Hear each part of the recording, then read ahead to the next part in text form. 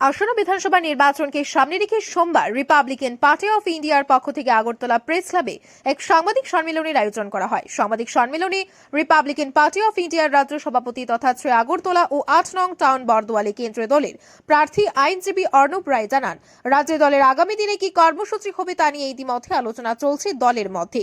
দলের মূল উদ্দেশ্য হচ্ছে ডক্টর বি.আর. আম্বেদকরের চিন্তাধারার বিষয়ে সাধারণ মানুষের মধ্যে সচেতনতা বৃদ্ধি করা, পাশাপাশি সাংবিধানিক অধিকারের বিষয়ে মানুষকে সচেতন করা। রিপাবলিকান পার্টি অফ ইন্ডিয়াকে রাজ্যে শক্তিশালী করার জন্য সকলকে এগিয়ে আসার আহ্বান জানান।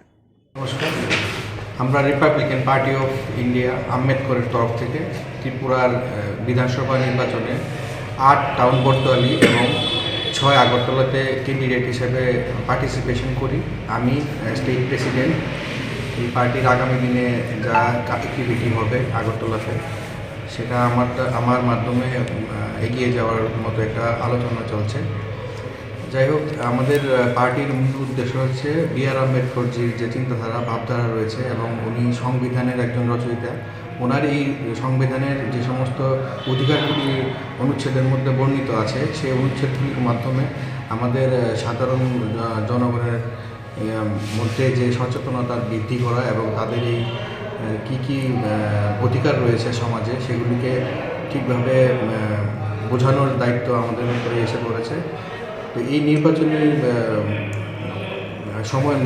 সময়ে আমরা সমস্ত এলাকাগুলির মধ্যে ঘুরছি এবং মানুষকে এই নির্বাচনের মধ্যে যে সংবিধানের যে অধিকারগুলি রয়েছে সেগুলি রক্ষার জন্য যে আমরা এগিয়ে এসেছি এবং আমাদের এই অঞ্চলের যে সমস্ত পিছিয়ে পড়া যে সম্প্রদায় রয়েছেন তাদের মধ্যে সচেতনতা বৃদ্ধির জন্য আমরা ওদেরকে উদ্বুদ্ধ করছি যাতে ওরা এই ভাবধারাতে আমাদের সাথে এগিয়ে আসে এবং আগামী দিনে এই দলকে শক্তিশালী করার জন্য সর্বতভাবে আমাদের সহযোগিতা করে।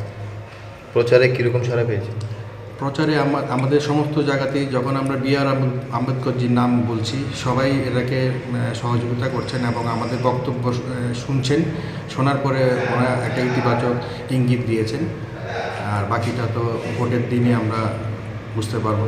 জয় নিয়ে কীরকম? জয় নিয়ে এখন আমরা সেরকমভাবে ভাবছি না। আমরা ভাবছি যে আমাদের যতজন সম্ভব এলাকার মধ্যে ব্যক্তি রয়েছে তাদের মধ্যে সংবিধানের যে ধারাগুলি রয়েছে সেগুলি রক্ষার ক্ষেত্রে আমরা যাতে ওদেরকে সাহায্য করতে পারি সেটাই আমাদের এখন মূল ধারণা এবং সবাইকে আমাদের নম্বর দিয়ে আসছি যাতে এলাকাতে কোনো রকমের যদি সাহায্য তারা আমাদের থেকে চায় সেটা আমরা যাতে ওদেরকে করতে পারি। কোন কেন্দ্রে কে দাঁড়িয়েছে?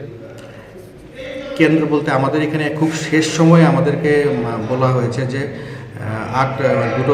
অন্ততপক্ষে একটা কনস্টিটিউয়েন্সিতে দাঁড় করানোর জন্য। তো এই ক্ষেত্রে অ্যাজ এ স্টেট প্রেসিডেন্ট আমি এবার ৮ টাউন বরদোয়ালি এবং ৬ আগরতলাতে দাঁড়িয়েছি। দুই কেন্দ্রে।